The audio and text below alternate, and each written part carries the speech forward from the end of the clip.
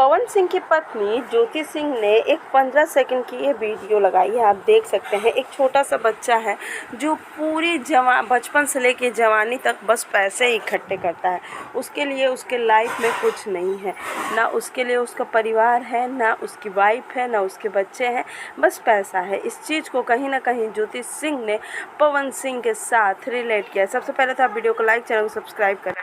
इसीलिए तो उन्होंने इस वीडियो को अपने स्टोरी में लगा कर लिखा है स्पीचलेस, मतलब कि उनके लिए ये बोलना सबसे ज़्यादा ज़रूरी भी था और वो बोल भी नहीं सकती। सच बताएं तो ज्योति सिंह और पवन सिंह का रिश्ता कहीं ना कहीं अब इसी चीज़ पे अटका हुआ है कि एक परिवार चाहती है, एक परिवार नहीं चाहता। वैसे अक्षरा ने भी कहा था कि पैसे के लिए भोजपुरी इंडस्ट्री में कुछ भी हो सकता है, और सच बताऊं तो ये भी सेम चीज़ ज्योति ने कहा। वैसे आपको क्या लगता है, ज्योति ने जो कहा वो सच सही है या गलत? कमेंट ज़रूर करें। वीडियो को लाइक, चैनल को सब्सक्राइब करें।